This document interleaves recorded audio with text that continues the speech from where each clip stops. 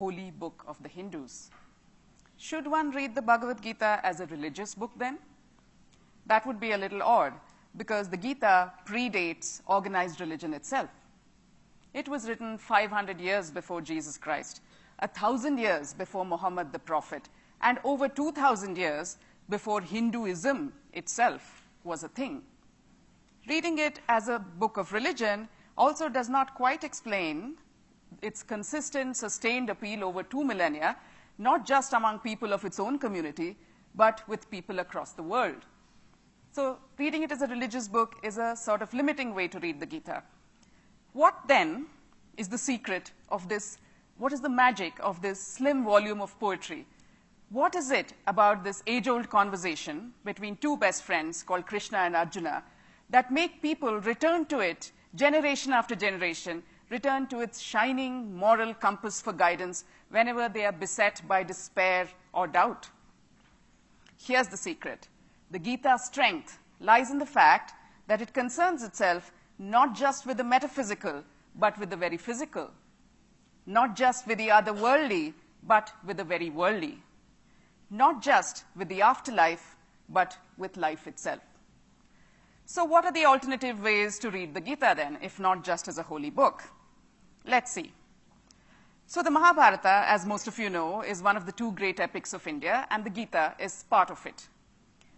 So the whole story is centered around a great war, one that is fought between two sets of cousins. On the one side are the Pandavas, who are upright, noble, righteous. On the other side are the Kauravas, who are not.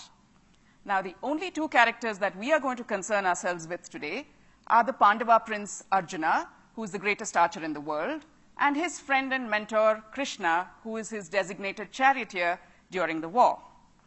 Now, the war is about to begin when our hero Arjuna loses his nerve. The sudden realization that he is about to destroy half of his closest family strikes him like a thunderbolt, and sick with despair, he lays down arms and turns to his friend Krishna for guidance. The two of them have a conversation, and we know that conversation today as the Bhagavad Gita. Now, during the course of this conversation, there's plenty of dissent and disagreement. Krishna harangues Arjuna, even heckles him at times. Arjuna argues, challenges, questions Krishna. But through all of this, neither of them is ever offensive, needlessly aggressive, or confrontationist, which makes the Gita a primer on the art of civilized debate, one that should be essential reading for everyone, particularly Indian television panelists. Now, the Mahabharata, not the Mahabharata, the Gita, during this conversation, what do these two talk about? Essentially, it's Krishna speaking, and he's telling Arjuna why he should stand up, pick up his bow, and fight. He's telling him that if he doesn't do that, he would be failing in his duty as a warrior, a king, a leader of men, an upholder of truth and justice, and so on. So this is a difficult conversation for Krishna because he is his friend and he's very depressed.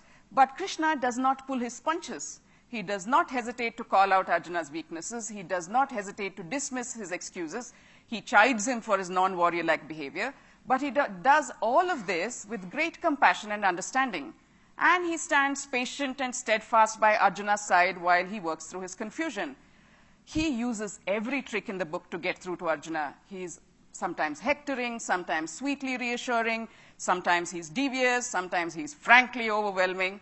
And finally, when he has Arjuna's attention, he presents to him options, recommendations, advice, but he respects his friend enough to let him make the decision in the very end about whether he wants to fight or not. What is the Gita then but a handy manual in the best practices in friendship? Now, any skill can be mastered through practice, practice, practice. If you're disciplined enough to do a thing over and over again, then that thing, that skill, will become second nature, part of muscle memory, a habit. The Gita says that even picking the right action and doing the right thing is a habit. And we all know that habits developed in childhood are the hardest to break. And that is why the Gita is also a book for children, the essential companion volume to growing up. The Gita tells us that the most important battles are those that not those that we fight with others, but those that we fight with ourselves.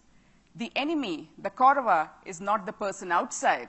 He is inside us. He is our own doubts and fears and insecurities, our own irrational loves and hates. Sure, they all feel like family because you've lived with them for so long. The trick is to identify them for what they are and then vanquish them ruthlessly. The Gita is therefore a treatise on the art of real war. Why are we Indians the way we are? Blame it on the Gita. The Gita tells us that we should not fret about things that we cannot control. Perhaps that's why Indians are so comfortable when things don't go according to plan. Chalta hai. The Gita tells us that there are 1 million different routes to nirvana and that no one route is superior to any other. Perhaps that's why Indians are so comfortable being surrounded by a multiplicity of ideas, thoughts, notions, faiths, beliefs, practices. The Gita tells us that the soul is bound to live through several lifetimes before it comes to the end of its journey. Perhaps that's why Indians don't place so high a premium on punctuality. So many lifetimes, so much time. And that's why the Gita is also the insider's guide to the Indian mind. Do you seek contentment? There's an app for that, and you can find it in the Gita. So what does the Gita say about contentment? How can you find it? You must put everything you have into everything you do, says the Gita. But there is no bigger fool than you if you imagine that just because you put your best effort, the outcome will be something that you desire. Understand, says the Gita, that some things lie within your control, like your effort, but some things most certainly do not, like the outcome. Therefore, focus on your effort, let go of the outcome. In other words, play to play, don't play to win. If that doesn't make the Gita a killer app for contentment, I don't know what does. The universe, says the Gita, gives us so many things for free. The life-giving sun, the nourishing rain, the fertile earth. We would be nothing more than common thieves if we did not give back in equal measure. And how do you give back in equal measure? Simply by doing your own duties well, to the best of your abilities. Simply by shouldering your own responsibilities as parents, teachers, students, doctors, priests, lawyers, with a smile, and doing your every action with an attitude of gratitude.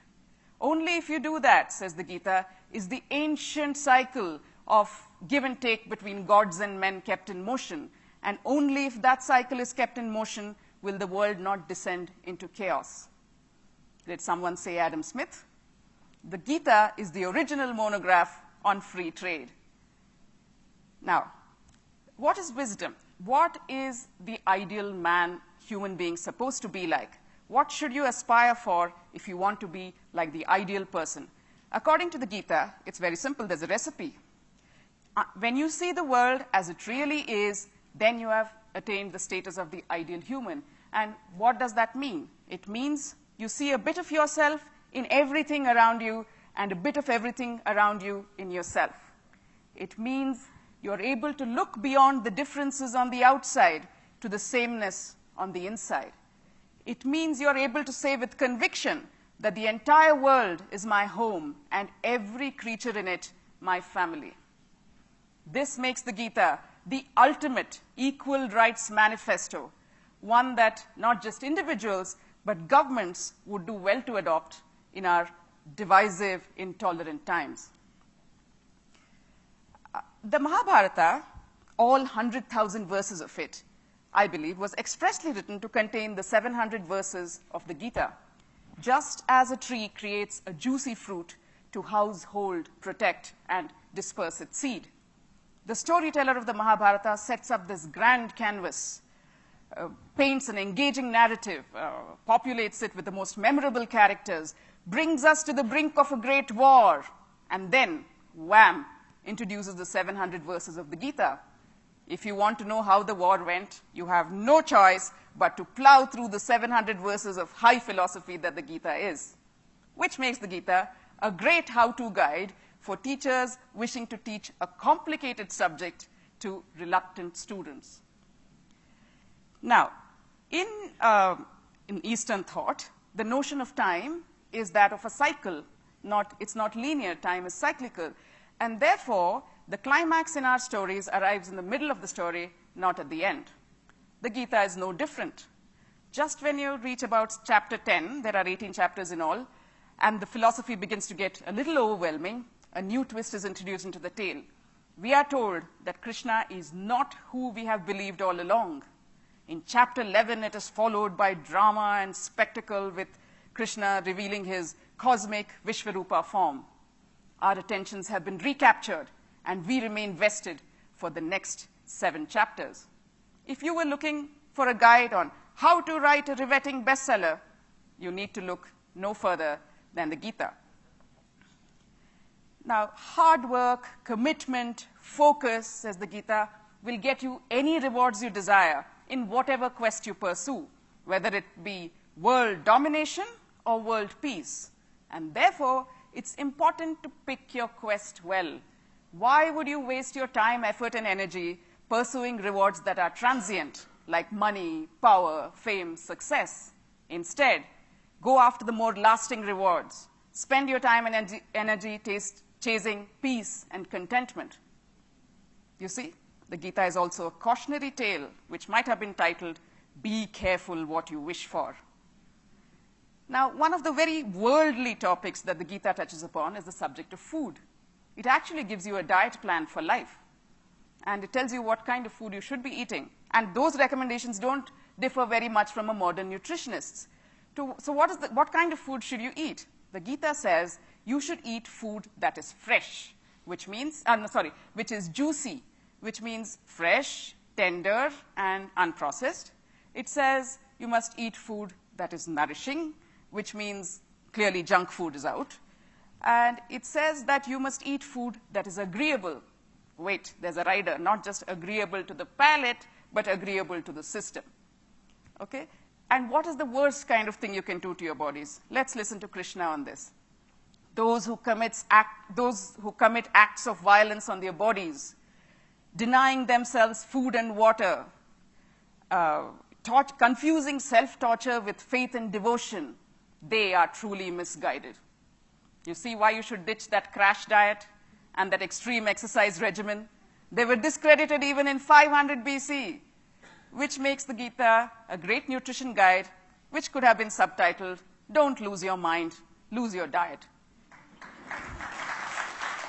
The Gita tells the story of a great tree with its roots in the heavens and its branches on the ground. So thick do these branches grow on the ground, so deeply embedded are they in the earth, that we get deluded. We begin to think that the source of sustenance of the tree is the earth itself. We chase after the low-hanging fruit without seeking the source of their sweetness, which is that great trunk rising to the sky. Don't do that, says the Gita. Keep your focus on the great trunk rising to the sky, and once you find it, hold on tight.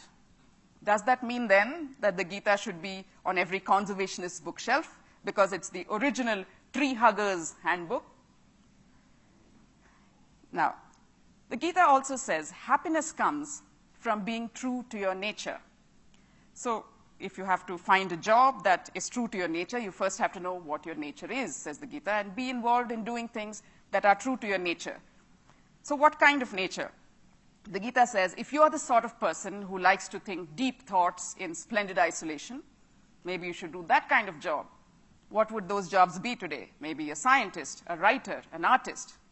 If it's the heat and dust of the battlefield that excite you, do that kind of job. Maybe that means be a lawyer, an activist, a politician. If the hubbub of the marketplace is what excites you, then you could do something in that direction. So that could be a stockbroker, a banker, a merchant, an entrepreneur. And if your nature is the kind that likes to be a cog in the wheel, then find a job that affords you that luxury. The Gita is an aptitude test and a sage and supportive career guide. Now, through this entire conversation, Krishna addresses Arjuna by over 20 different